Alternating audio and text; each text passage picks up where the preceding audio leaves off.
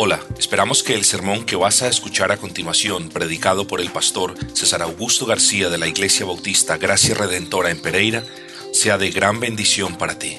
Le invitamos a ponerse en contacto con nosotros a través de nuestro sitio web www.ibgrpereira.com, esto es www.ibgrpereira.com.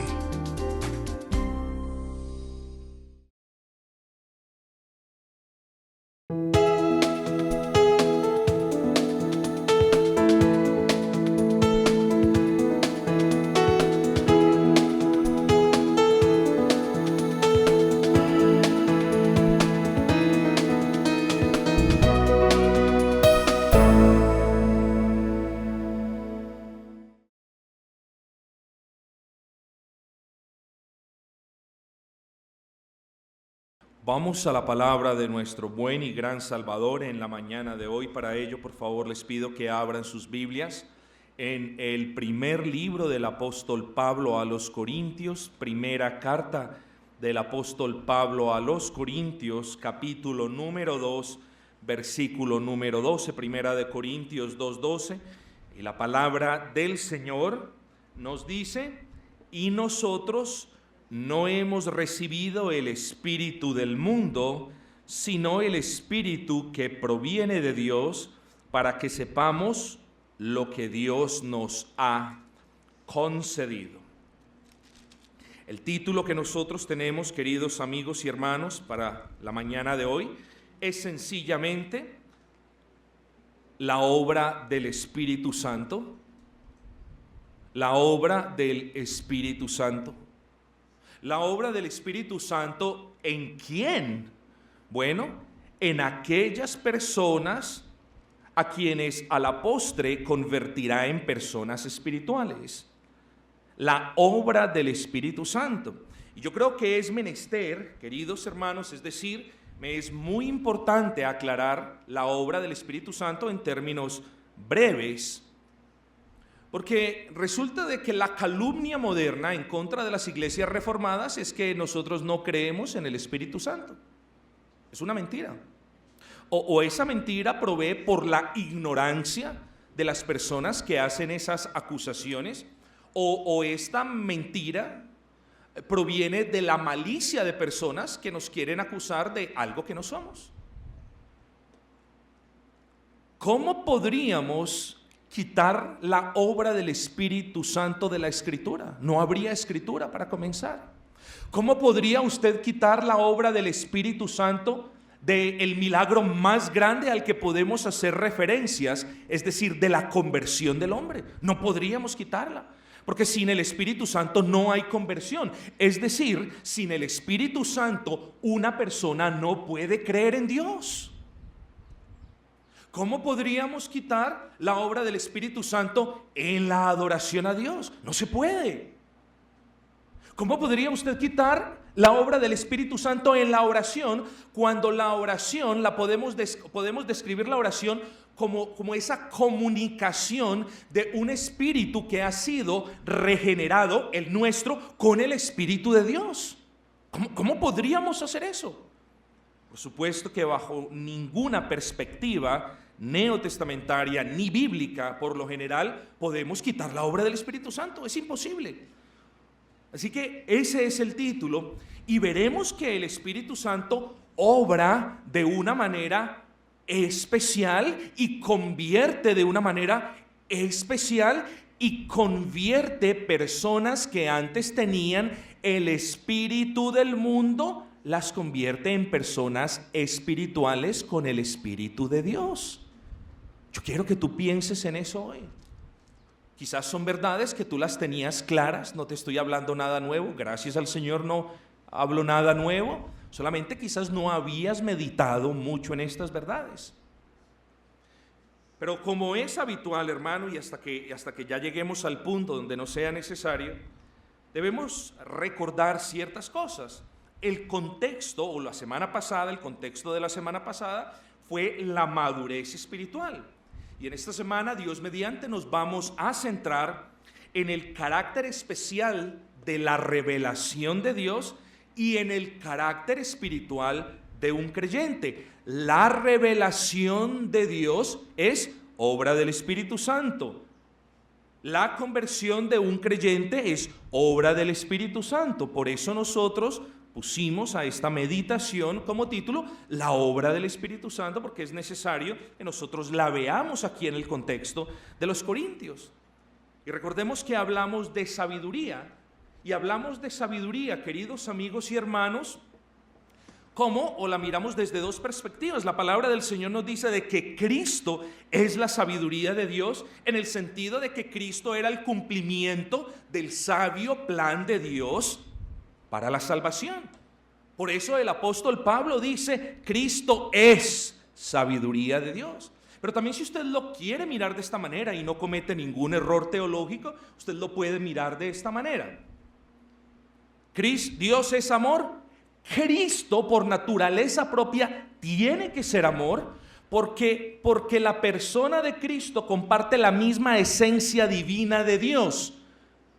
¿Ven? En la Trinidad subsisten tres personas diferentes, las cuales subsisten en esa única esencia divina. Por lo tanto, lo que usted diga de Dios el Padre, también lo puede decir de Dios el Hijo, sin lugar a cuestionamiento alguno. Entonces, Dios es amor, Cristo es amor. Dios es justicia, la palabra del Señor nos dice de que Cristo es la justicia de Dios. Dios tiene todo el poder, la palabra del Señor nos dice de que Cristo es el poder de Dios. Así que si usted lo quiere mirar desde ese punto de vista, es totalmente aceptable. Pero hablamos de la sabiduría de Dios en el plan de salvación y lo explicamos, creo, de manera pertinente. Y le dimos el tiempo adecuado para que usted comprendiera que el apóstol llama al evangelio sabiduría de Dios, porque hay un problema y ya les he dicho esto por tercera vez, hay un problema. ¿Cuál es el problema? Y lo digo con respeto, ¿cuál es el problema de Dios? Por supuesto que sabemos que Dios no tiene ningún problema, Él es Dios. Pero los teólogos lo ponen de esta manera para que nosotros lo podamos comprender más fácil. El problema de Dios es salvar al hombre pecador sin dañar en lo más mínimo su carácter justo. Es decir, el problema radica en que el Señor quiso perdonar pecados, pero también tiene que castigar de manera eterna. Nadie puede resolver ese problema. Por eso decimos, el evangelio es sabiduría de Dios en el sentido de que Dios Padre envió a Dios Hijo para representar a los que creen en Él, castigarlo a Él en nuestro lugar, para así perdonar nuestros pecados. Solamente a Dios se le pudo haber ocurrido eso. Primero, solamente Dios pudo haber ejecutado ese plan. Y ese es el punto, por eso el apóstol le llama una y otra vez, Cristo es sabiduría de Dios en la salvación del hombre.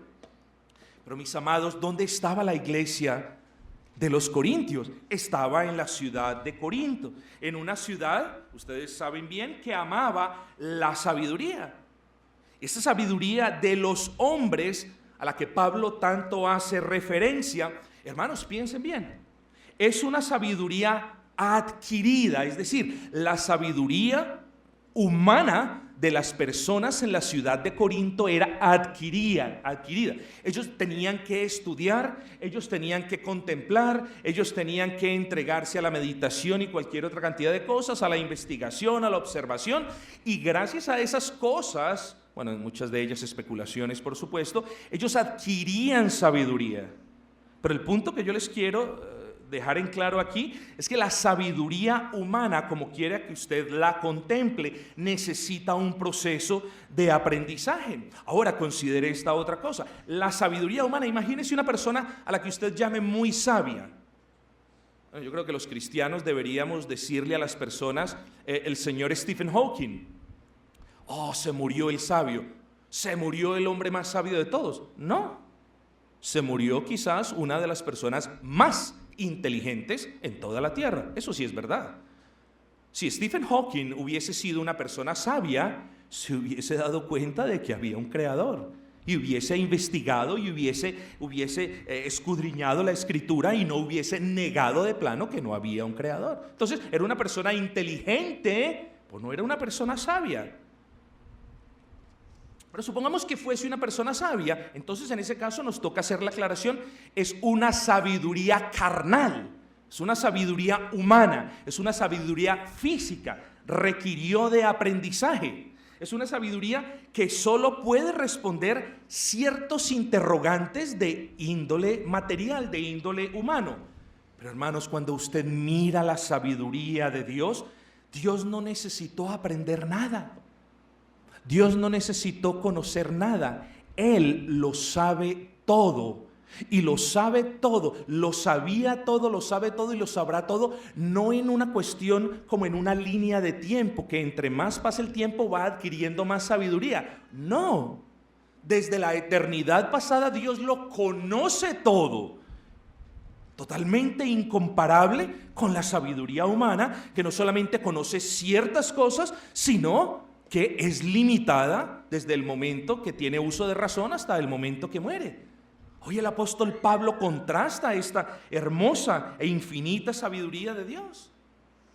Es infinita la sabiduría del hombre. La gente dice, no, si tú te enfocas en poner y en ejercitar tu mente, tú vas a poder ser una persona muy sabia porque solamente ocupas un 10% de tu cerebro.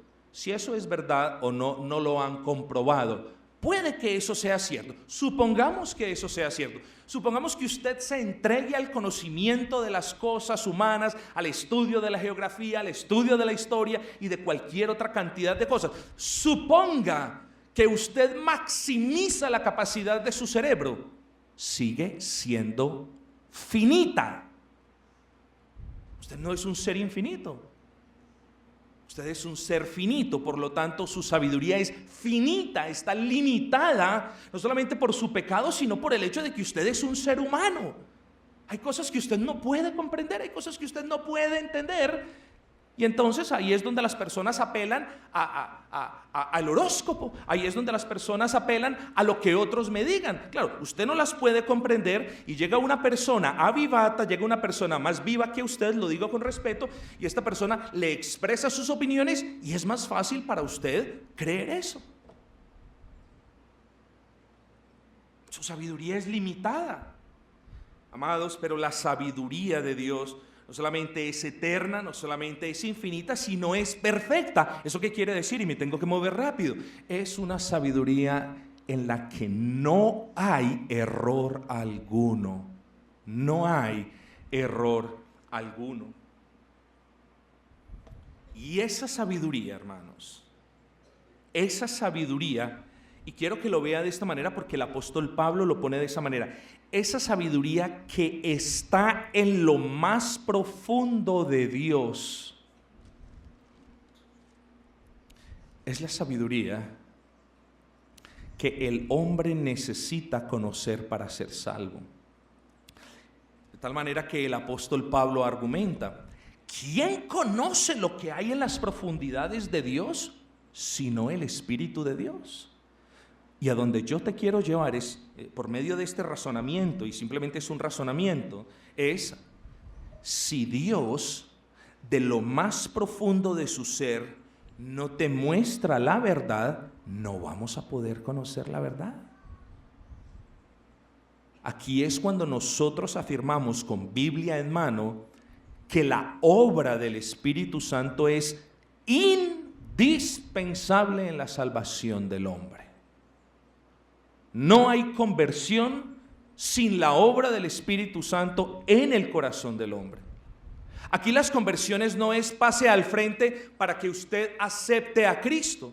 Y las personas pasan al frente, levantan la mano, lloran un rato, cantan o hacen cualquier otras cosas y sí, yo ya soy cristiana. No,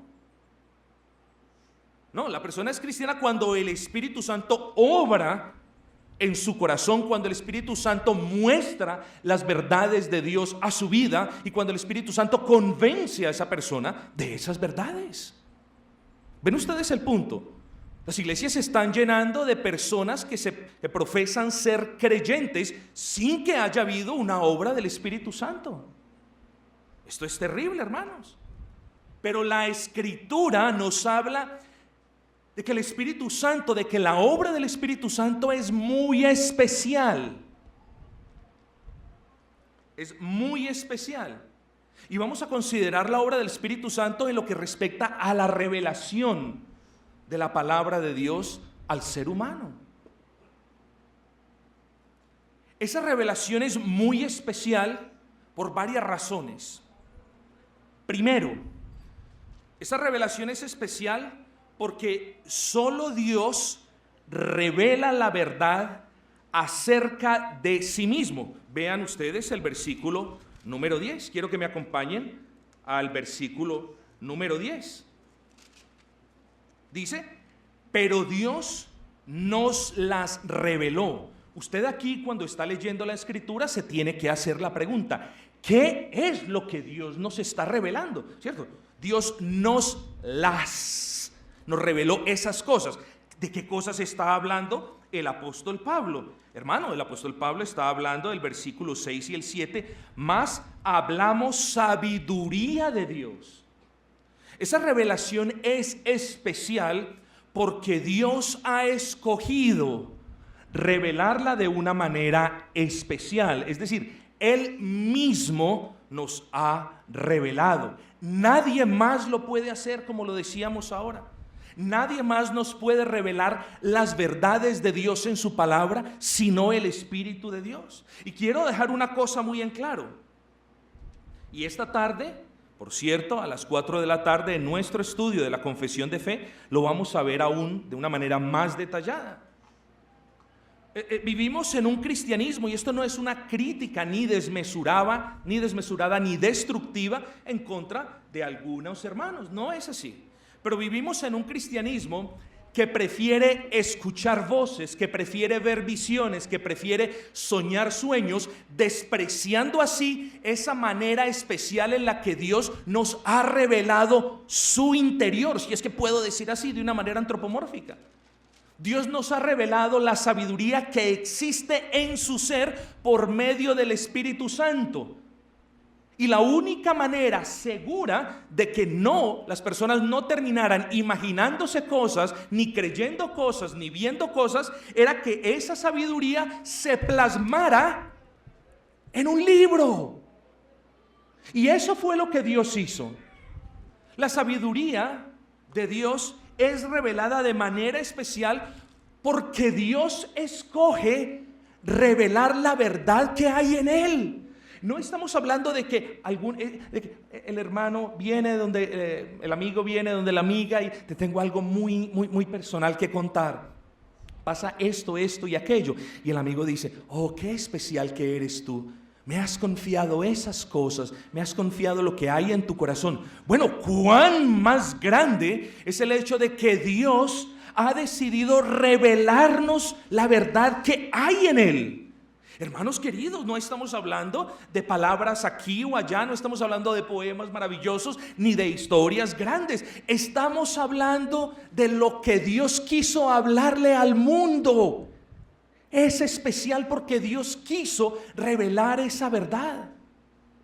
Nadie más lo puede hacer sino Dios. Ningún hombre lo puede hacer sino lo puede hacer Dios. Ustedes recuerdan a Pedro, ¿cierto?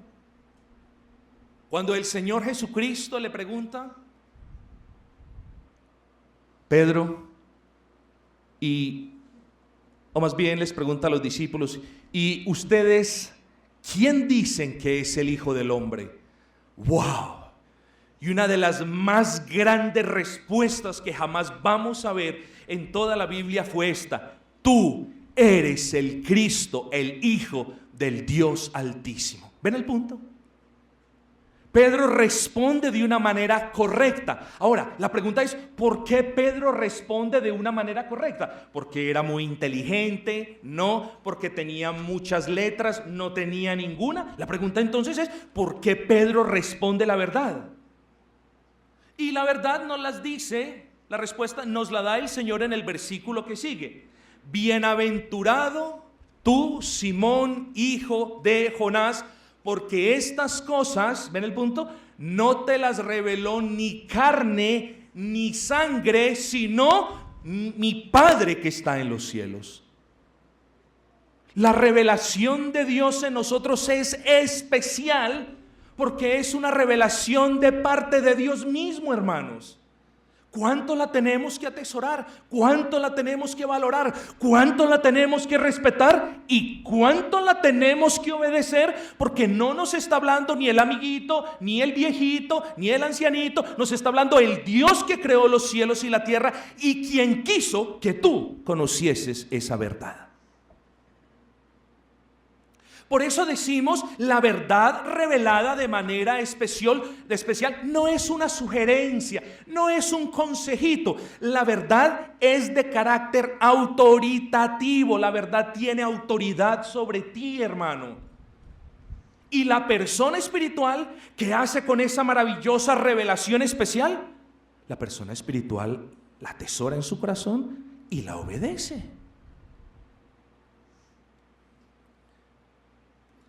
Hermanos, esa revelación de la sabiduría de Dios en el plan de salvación del hombre, o si usted lo quiere poner de esta manera, esa revelación del evangelio de Dios, o esa revelación de las verdades de Dios al hombre, solamente Dios las puede revelar. Es especial porque solamente Dios las puede revelar, pero es aún más especial porque Dios esas verdades las revela por medio de su Espíritu. Eso nos dice, vean la segunda parte del versículo 10. Pero Dios nos las reveló. Es especial porque Dios nos reveló esas verdades, pero es más especial porque Dios nos las reveló a nosotros por el Espíritu. No por voces, no por imaginación de hombre, sino por la convicción del Espíritu Santo. Y en otras palabras, es especial porque Dios Padre no solamente envió a su Hijo unigénito para que muriese en la cruz, sino que Dios Padre envió a su Santo Espíritu a revelarles a muchas personas quién es el que murió en la cruz y qué fue lo que logró Cristo en la cruz del Calvario. ¿Ven el punto?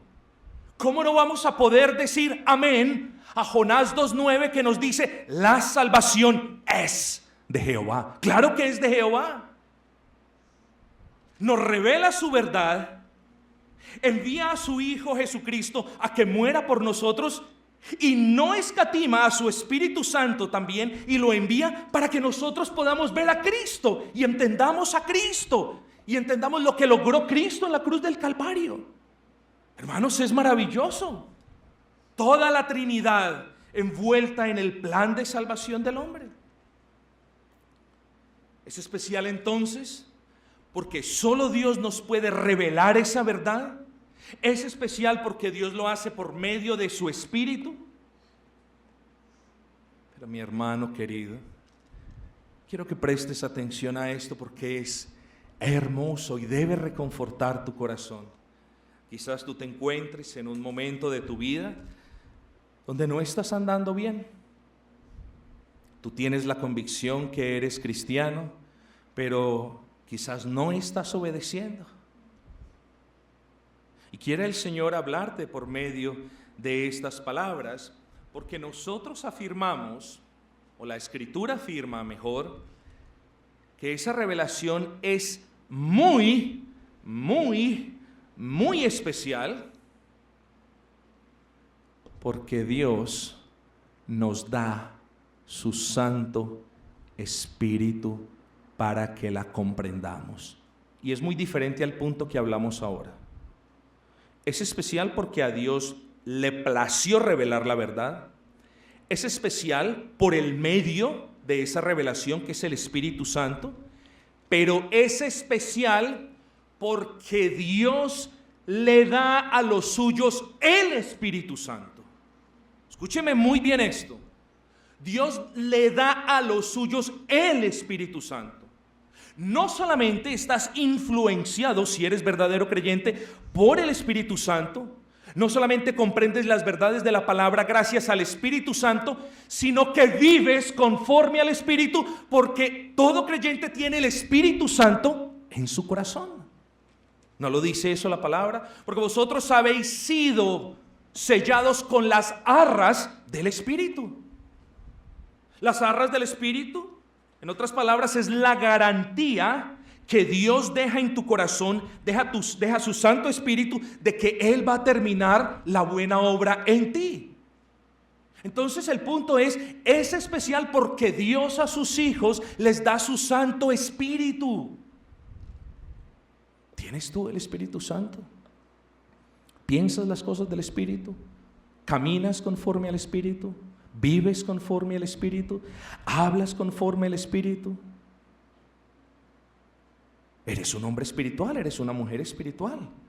Porque los hombres que no tienen el Espíritu de Dios no pueden esgrimir estas cuestiones que les acabé de mencionar. Los hombres que tienen el espíritu del mundo, pues no van a hablar lo bueno, no van a ver lo bueno, no van a hacer lo bueno y no van a obedecer lo bueno, que es la palabra del Señor. ¡Qué gran diferencia! Es especial y quiero que esto les quede en claro, porque Dios revela su verdad, porque Dios las revela por medio del Espíritu Santo, pero Dios nos entrega pone en nosotros su Santo Espíritu para comprender esa verdad revelada. Eso nos dice el versículo 12. Dice, y nosotros no hemos recibido el Espíritu del mundo. Nosotros no hemos recibido el Espíritu del mundo. ¿Qué es el espíritu del mundo? ¿A qué hace referencia la palabra con el espíritu del mundo? Muchas veces lo he mencionado en algunas conferencias, pero es menester que nosotros tengamos esto en claro. Porque muy fácilmente podemos caer en el gravísimo error de creer que una persona o que las personas mundanas solamente son aquellos que mantienen borrachos, o que las personas mundanas solamente son aquellos que están en vicios extremos, o que se oponen a una cosa de la iglesia, o que les gustan las cosas sucias del mundo. No, esas son, se los he dicho, manifestaciones extremas de mundanalidad, claro que sí. Pero entonces la pregunta sigue, ¿a qué se refiere la palabra del Señor con el espíritu del mundo? En el contexto que nosotros nos encontramos, espíritu del mundo significa todas y cada una de las palabras, de las obras y aún de los pensamientos que se oponen a Dios, a su palabra y a la iglesia. Eso es mundanalidad. Mundanalidad no es el borracho, la prostituta o el degenerado extremo. Esas son personas que manifiestan su oposición a Dios de esa manera extrema. Pero mundanalidad es absolutamente toda palabra, escuchen, todo pensamiento que se opone a Dios, a su verdad revelada que es la palabra, o a la iglesia de Dios que es el cuerpo de Cristo. Eso es mundanalidad.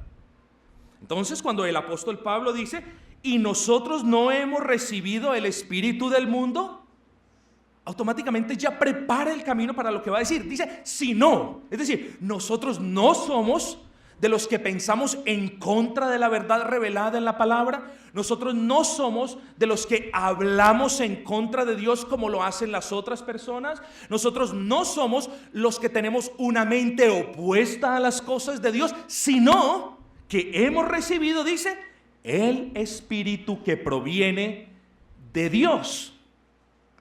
Hermanos queridos, ¿de quién está hablando Pablo? Por supuesto que está hablando en primera instancia de él mismo y de los firmantes de la carta, pero está hablando también de nosotros como cristianos, o de quienes entre ustedes sean cristianos. Pablo está diciendo que el cristiano no ha recibido el espíritu del mundo. Uno se maravilla cómo hay personas que profesan la fe cristiana y andan como personas totalmente mundanas. De verdad que uno no es perfecto, hermano, y uno cae. Y si usted es un ser humano como lo soy yo, peca a diario. Pero el punto no es justificar el pecado. El punto es que hay personas que profesan la fe cristiana y viven en el pecado, es decir, viven en oposición a la ley del Señor. Y el apóstol Pablo lo dice muy claro, que nosotros no hemos recibido ese espíritu del mundo y no estamos persistiendo en las cosas que se oponen a las cosas espirituales. Nosotros hemos recibido el espíritu espíritu, con E mayúscula, que viene de Dios, el Espíritu Santo. Hermanos, y aquí quiero también hacer una breve reflexión, porque tenemos que inspeccionar nuestras vidas en el Señor.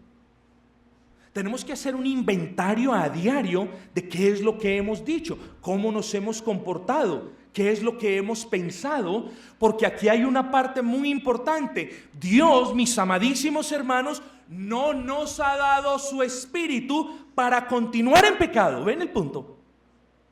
Dios no nos ha dado, repito, su espíritu para que las personas continúen en pecado. Dios no ha dado su espíritu para que las personas se opongan a la verdad. Ven el punto, vean las explicaciones, vean las aplicaciones que esto tiene. Sí, yo soy cristiano, pero yo aquí bebo y me emborracho y hago todo y yo soy cristiano. ¿Cristiano? Sí, yo soy cristiano, pero no creo que Jesucristo es Dios. ¿Cristiano? Dios te ha dado su espíritu y no crees la verdad revelada por el Espíritu de Dios que nos dice que todo aquel que no cree en Cristo no es de Dios. Entonces lo que yo les estoy explicando es que debe haber una consecuencia de tener el Espíritu de Dios. En otras palabras, si en verdad Dios nos ha dado su Santo Espíritu, nosotros no somos ya opositores a Dios. Es decir, si Dios nos ha dado su Santo Espíritu, no puede coexistir en nuestras vidas con el espíritu del mundo. No lo puede hacer. Si Dios nos ha dado su Santo Espíritu, es entre muchas otras razones, y aquí aterrizo de una vez al contexto de 1 Corintios, dice el versículo 12, es para que sepamos lo que Dios nos ha concedido. Hermano, eso es especial. Eso es especial. Especial es que nosotros, seres insignificantes, podamos comprender las verdades que solamente estaban en el corazón de Dios. Eso es especial. Especial es que Dios nos haya dado su espíritu. Eso es especial. ¿Quiénes somos nosotros? ¿Quién eres tú para albergar el espíritu del Dios vivo? ¿Quién eres tú? Pero así le plació a Dios hacerlo. ¿Cuánto no debemos cuidar esa íntima relación entre nosotros y el buen y santo Espíritu de Dios? ¿Cuánto no debemos alejarnos de cualquier música mundana, de cualquier cosa que nos incite a ponernos en rebeldía con Dios? ¿Cuánto debemos evitar los programas que nos quitan el tiempo y que nos impiden cultivar esa relación con el Santo Espíritu de Dios? Los hombres del mundo, pues venga y vaya, ¿qué les importa? Si la música del mundo, si el triquitraque de las bandas, si lo duro de los sonidos, o si lo encantador de las novelas. La persona del mundo no tiene problema alguna. Pero nosotros no somos del mundo. ¿O si eres del mundo? Los cristianos no somos del mundo. Los cristianos tenemos el Espíritu de Dios. Hablamos de una manera diferente, no perfecta. Pensamos de una manera totalmente opuesta a la del mundo, no perfecta. Deseamos cuestiones opuestas a las cuestiones materiales, mundanas y pasajeros que desea el mundo. Muchas veces deseamos cuestiones inapropiadas y el Señor nos corrige con amor. Pero somos diferentes, no mejores, diferentes. A lo vil y menospreciado escogió Dios para avergonzar la sabiduría de este mundo.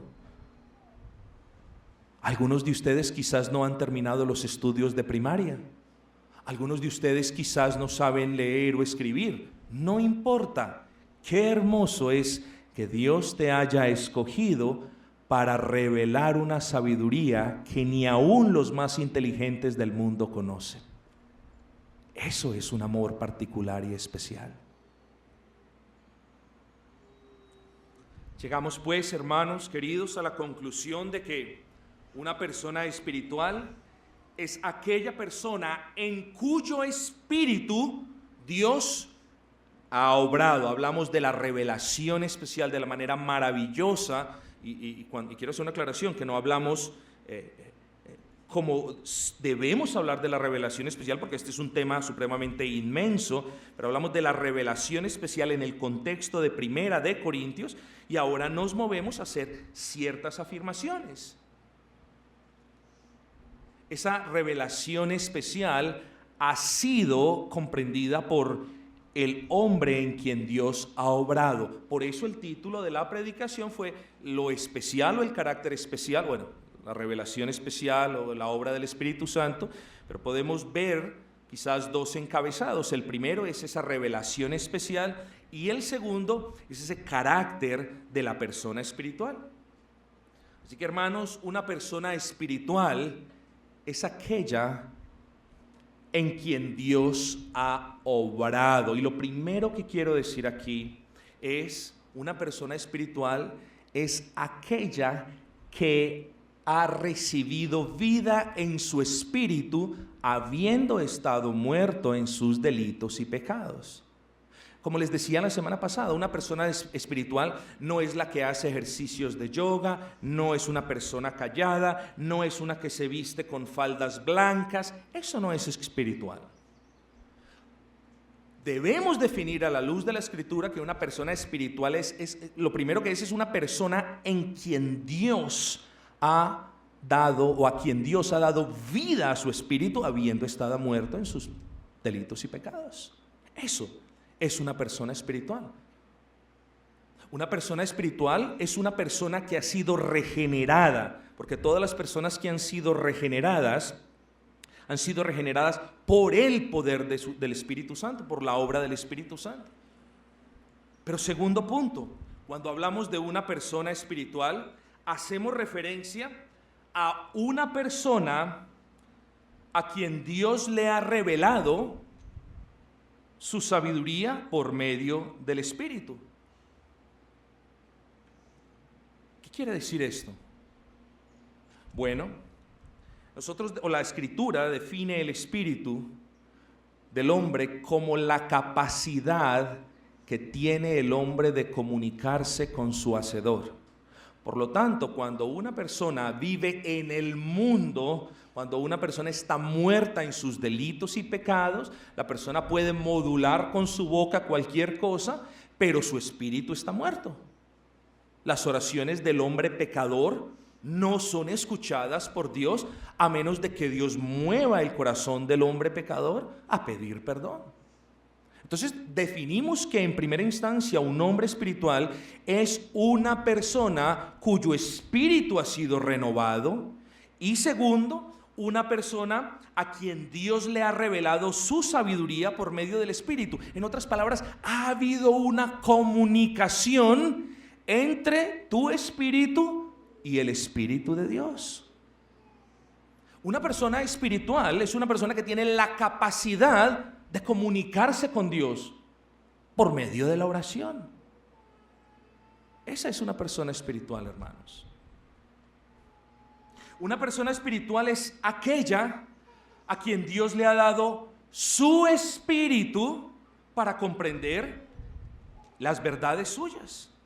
Hermanos, la persona espiritual no solamente tiene un nuevo espíritu, no solamente ve la verdad de Dios, sino que ahora la comprende. Y la comprende gracias a que el Espíritu Santo del Altísimo mora en él. Vean el punto, hermanos, porque es un punto lógico y quiero que lo vean. La persona del mundo, que tiene el espíritu del mundo, no puede entender, no puede comprender, no puede discernir las cosas de Dios. Para que esa persona las pueda discernir y comprender, lo primero que Dios hace no es mostrarles, no es revelarles a ellos, porque Dios revela estas cuestiones virtualmente semana tras semana cuando proclamamos el Evangelio.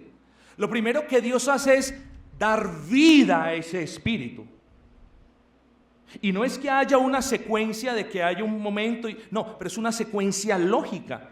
Y después de dar vida a ese espíritu, ahora Dios muestra esa revelación, porque solamente a partir de que el espíritu, a partir del momento que el espíritu del hombre tenga vida, a partir de ese momento solamente puede comprender las verdades de Dios. Así que después de dar vida, el espíritu del Señor muestra.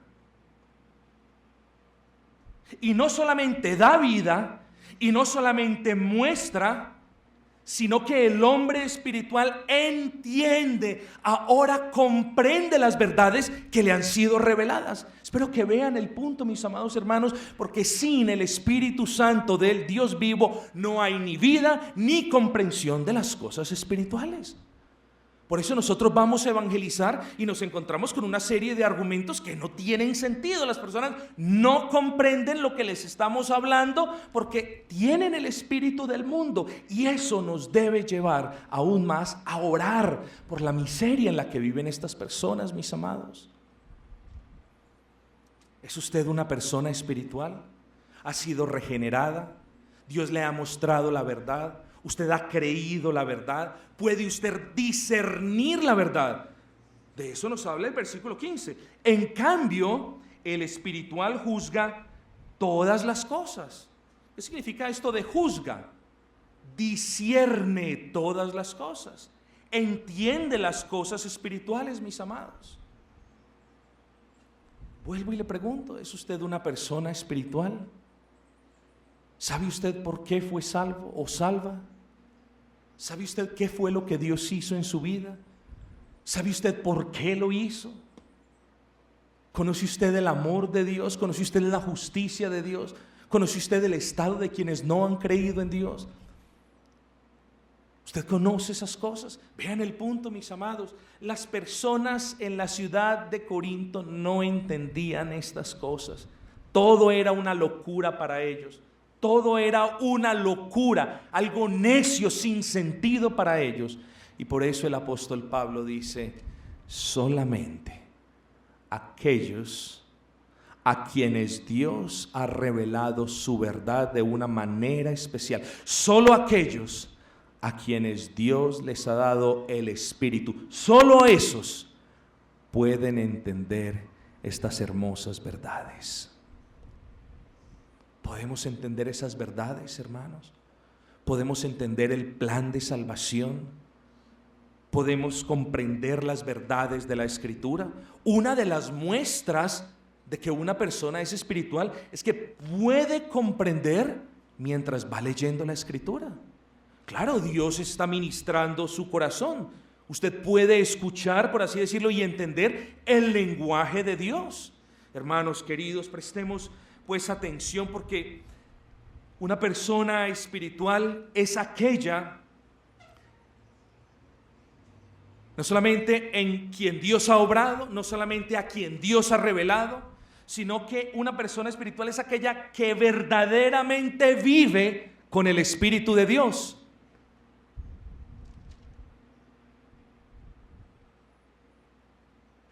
Es una persona que vive con el Espíritu de Dios. Y lo que les decía ahora, ¿somos espirituales o no? Porque tenemos que definir la espiritualidad en términos bíblicos. Y si Pablo dice que el hombre espiritual puede discernir, entender las cuestiones espirituales solo en virtud de que tiene al Espíritu de Dios morando en él, nosotros tenemos que sacar conclusiones, hermanos. Y la primera conclusión que debemos sacar es cómo estamos caminando. ¿Estamos caminando conforme al espíritu del mundo? ¿Está usted caminando conforme al espíritu del mundo que siempre se va a rebelar en contra de la ley de Dios? ¿Está usted viviendo su vida contraria a la verdad de Dios en su palabra? Es lo primero que usted se tiene que preguntar. ¿Qué hay de sus pensamientos? ¿Qué hay de sus palabras? ¿Qué hay de sus acciones? Pregúntese usted eso. Porque si usted tiene el Espíritu de Dios, como evidentemente Pablo nos lo ha explicado, nosotros quienes tenemos el Espíritu de Dios vivimos de una manera diferente. Y si el mundo se opone a Dios, explíqueme usted, querido amigo, ¿qué hacen los que tienen el Espíritu de Dios si el mundo se opone a Dios? Bueno, hacen todo lo opuesto. ¿Qué es todo lo opuesto? Obedecen a Dios. Esta es una conclusión lógica de este pasaje. Si el espíritu del mundo, repito, es aquel que mueve, que motiva, que insta, que incita a la persona a que se oponga a Dios, a que se oponga a la palabra y a que se oponga a la iglesia, si eso hacen las personas que tienen el espíritu del mundo, hágase esta pregunta en su corazón: Señor, ¿tengo yo el espíritu del mundo o de Dios? Yo creo que tengo el espíritu de Dios. Ahora hágase la segunda pregunta: ¿qué hace una persona que tiene el Espíritu de Dios? Hace todo lo opuesto a lo que hace una persona que tiene el espíritu del mundo, a saber, obedecer a Dios. Y la enseñanza entonces en esta mañana es: apreciemos la obra del Espíritu Santo, hermanos. Tengamos comunión con el Espíritu Santo. Hoy no escuchamos voces, hoy no escuchamos profecías, hoy no escuchamos ninguna de esas cuestiones. Hoy tenemos la palabra profética más segura. Hoy tenemos un conjunto de páginas que están llenas de letras que tienen cada una de ellas sentido, porque Dios así le ha placido revelarse a la raza humana. Hoy tenemos una revelación especial en la palabra y hoy dependemos del Espíritu para comprender esa palabra. Amigo, dice el apóstol Pablo, con esto termino, pero el hombre, versículo 14, pero el hombre natural no percibe. El hombre natural no percibe. Esta palabra en el griego significa no acepta. El hombre natural no acepta, no recibe las cosas que son del Espíritu de Dios. Eso es lo que vemos cuando estamos evangelizando.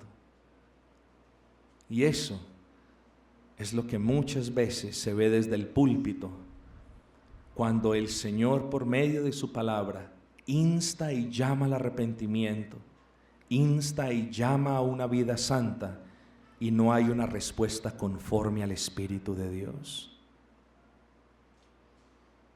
Olvídense de la tristeza que siente el predicador. Ocupémonos de la salud de nuestras almas, hermanos. Démosle de comer y beber a nuestras almas lo que necesita. Entreguémonos a escuchar la palabra del Señor, a leer la palabra del Señor. Aprovechemos los medios de gracia. Y todos aquellos que hayan respondido de manera humilde y de manera verdadera a la pregunta: ¿qué espíritu hay en ti? Si tu respuesta fue: tengo espíritu del mundo, ven y busca el Salvador. Ese Salvador que descendió de los cielos a pagar el precio del pecado de quienes creen en Él. Ese Salvador que descendió de los cielos a morir en agónico sufrimiento por quienes creen en Él. Ese Salvador que pagó en su cuerpo, sintió en su cuerpo el dolor del infierno que merecen aquellos que creen en Él. Ese Salvador que por su justicia imputa o consigna a favor de quienes creen en Él toda la obediencia que ninguno de nosotros puede dar. Meditemos en el Salvador. Él es sabiduría de Dios. Meditemos en el Espíritu Santo. Anhelemos tener una intimidad mayor con el Espíritu Santo. Agradezcamos al Señor por enviar a su Santo Espíritu, porque sin la obra de su Santo Espíritu no hay ni conversión, ni mucho menos entendimiento de las cosas espirituales. Vamos a dar gracias al Señor.